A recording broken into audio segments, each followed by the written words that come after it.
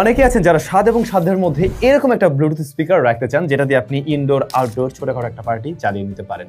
স্বাদ এবং সাধ্য বললাম এই কারণেই, কয়েকদিন আগেও আমাকে দেখছেন সনির একটা রিভিউ করছিলাম আমি, বাট এগুলোর দাম অনেক বেশি। সেই জায়গায় আজকে আমরা কথা বলতে যাচ্ছি অ্যাওয়ে ব্র্যান্ডের এই ব্লুটুথ স্পিকারটা নিয়ে, যেটা কিন্তু দামে অনেকটা কম বাট অনেক লাউড একটা সাউন্ড প্রডিউস করতে পারে। কথা হচ্ছে অ্যাওয়ে KA10 নিয়ে। KA10 এর ব্যাপারে অনেকেই জানতে আগ্রহী ছিলেন, রিসেন্টলি বেশ কিছু কমেন্টও পেয়েছিলাম, ভাইয়া এটার একটা রিভিউ দেন, কারণ জিনিসটা দেখতে বেশ সুন্দর, পোর্টেবল। এই যে এটাকে কিন্তু চাইলে এই দেখুন এখানে ওরা হ্যান্ডেলটা যেভাবে রেখেছে আপনি খুব সহজেভাবে ক্যারি করতে পারবেন, আবার এটাকে একদমই এভাবে হাইট করেও রাখতে পারছেন। প্লাস এইটাতে আবার 8GB লাইট টাইট রয়েছে এবং 60 ওয়াট পাওয়ার ডেলিভার করতে পারে। তো সব মিলে কিন্তু ইন্টারেস্টিং একটা জিনিস, যেহেতু বাংলাদেশে আবার পাওয়া যাচ্ছে একদম অফিসিয়াল ওয়ারেন্টি সহ। আর যারা জানেন না অ্যাওয়ে এর অফিসিয়াল ডিস্ট্রিবিউটর হলো টপ টেক জোন, তাদের কাছ থেকে আপনারা অফিসিয়াল ওয়ারেন্টি সহ এই প্রোডাক্ট পারচেজ করতে পারবেন, এমনকি বক্সের উপরে তাদের স্টিকারও দেখে নিতে পারেন। ভিডিও ডেসক্রিপশনে টপ টেক জোনের ইনফরমেশন দেওয়া আছে, এই প্রোডাক্টের সরাসরি পারচেজ লিঙ্কটাও আমি দিয়ে দিচ্ছি। অ্যাজ ইউজুয়াল বক্স কন্টেন্ট ছিল, ডিজাইন ওয়াইজ জিনিসটা দেখতে কিন্তু বেশ প্রিমিয়াম একটা ভাইব ক্রিয়েট করে। টোটাল বক্সটাকে মোড়ানো রয়েছে মেশ ফেব্রিক দিয়ে এবং সামনের দিকটাতে আমরা দেখছি অ্যাওয়ে এর বড়সড় ব্র্যান্ডিং রয়েছে এবং এখানে বাটনসগুলো রয়েছে। বাই দ্য ওয়ে, এই যে বড় করে যে প্লাস মাইনাস দেখছেন, এটা কিন্তু বাটন হিসেবে কাজ করে।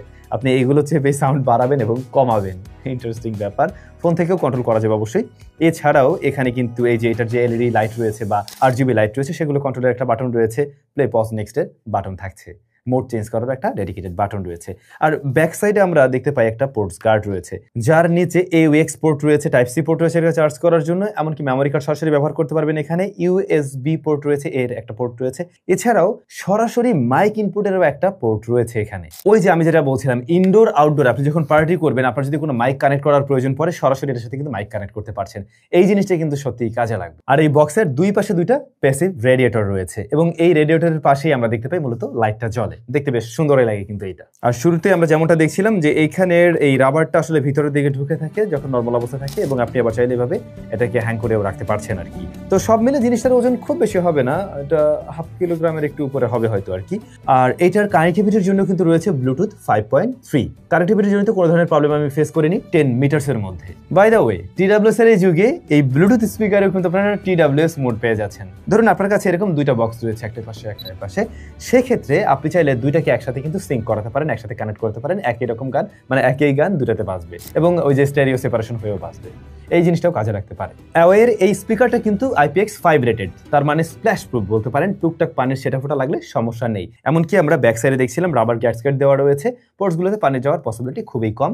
হঠাৎ বৃষ্টির সেটা ফোটা লাগলেও সমস্যা নেই, তবে কেউ পানির মধ্যে আবার রাখতে যাবেন না, পানি দিয়ে ভিজাই ফেলেন না, সেক্ষেত্রে নষ্ট হওয়ার পসিবিলিটি কিন্তু অবশ্যই থাকে। এখন এই যে একটা রুম বা স্টুডিও কন্ডিশন আমাদের, কিংবা বাসা বাড়িতে ঢাকা শহরে যেমনটা হয়ে থাকে, এরকম বাসা বাড়িতে একটা রুমের জন্য পার্টি চালানোর জন্য যথেষ্ট লাউড একটা সাউন্ড প্রডিউস করতে পারে, বাট ফুল ভলিউমে গিয়ে কিন্তু কিছুটা আবার ডিস্টরশনও সে মেক করে। তো একটু কমিয়ে রাখলে তখন আপনি দেখবেন ওভারঅল একটা বেটার সাউন্ড প্রডিউস করে। এখন এই স্পিকারটা দেখে আমার কাছে কেমন ছিল, মানে দেখতে খুব হেভি হেভি লাগে। আমার কাছে মনে হচ্ছিল আরো একটু ডিপ টাইপের একটা বেস প্রডিউস করবে বা একটু থাম্পিং টাইপের। তো আমি এই থাম্পিং টাইপের ব্যাপারটা মিস করেছি, তবে মোটামুটি ভালো একটা বেস দেয় এর জায়গা থেকে আর কি, বা দাম অনুযায়ী আর কি। দামটা কত সেটাই তো বলা হলো না। এটার দাম হচ্ছে 6600 টাকা উইথ অফিসিয়াল ওয়ারেন্টি। তো দেখুন দামের জায়গায় কিন্তু মানে এরকম সাইজের একটা স্পিকার সাথে কম্পেয়ার করতে গেলে অবশ্যই কম রয়েছে, কারণ সনির একটা স্পিকার নিয়ে কয়েকদিন আগে আমি একটা ভিডিও দিলাম, ওটা ছিল এইটুক একটা স্পিকার, এরকম চিকন, ওটার দাম ছিল 19,990 টাকা, 20,000 টাকার একটা স্পিকার।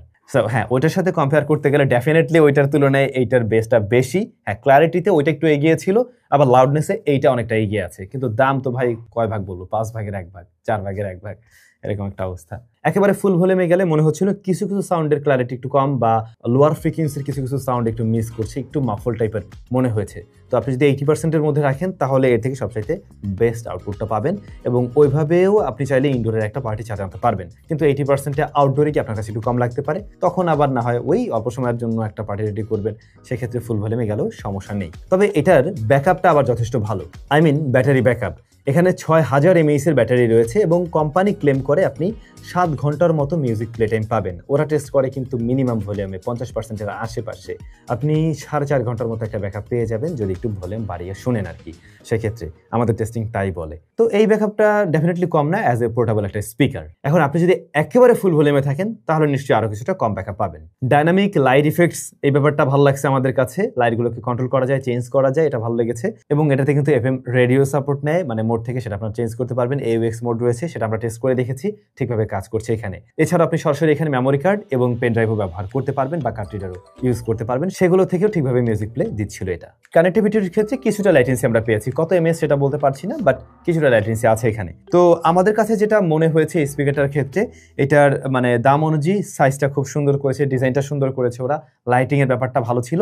সাউন্ডের ক্ষেত্রে এসে ফুল ভলিউমে গেলে কিছুটা ডিস্টরশন দিচ্ছে আর কিছুটা মাইক্রো ডিটেলের অভাব মনে হয়েছে আমার কাছে। আমার যে এক্সপেকটেশন ছিল এটা থেকে আর একটু থাম্পিং টাইপের বেস আমরা পাবো আর সাউন্ডের আর একটু ক্ল্যারিটি আমি আশা করেছিলাম। এর বাইরে মোটামুটি দাম অনুযায়ী কিন্তু এটা ভালো কিছু অফার করছে। এখন যদি আপনার সাথে ম্যাচ করে, আপনার বাজেটটা যদি হয়ে থাকে এরকম 6,500-এর আশেপাশে, তাহলে কিন্তু এটা বেশ দারুণ একটা অপশন আপনার জন্য। কারণ এই সময় দাঁড়িয়ে আপনি ব্লুটুথ স্পিকার কিনতে গেলে এরকম ফিচার্স বা এই সাইজ, এরকম লাউড সাউন্ডের, সেক্ষেত্রে আমার মনে হয় না তেমন কোনো ভালো অপশন পাবেন অন্যান্য ব্র্যান্ডের ক্ষেত্রে, যেগুলোর দাম অনেক বেশি হয়ে যাবে এই সেম ফিচার্স, এই সেম সাইজের কিনতে গেলে। বাজেট আরো বেশি থাকলে অবশ্যই আরো ভালো কিছুর দিকে যান, বাট বাজেট এরকম লক থাকলে এটা দেখতে পারেন। আপনাদের কাছে কেমন লেগেছে এই দারুণ জিনিসটা কমেন্ট করে জানাতে ভুলবেন না। সবাই ভালো থাকবেন, অনেক বেশি ভালো।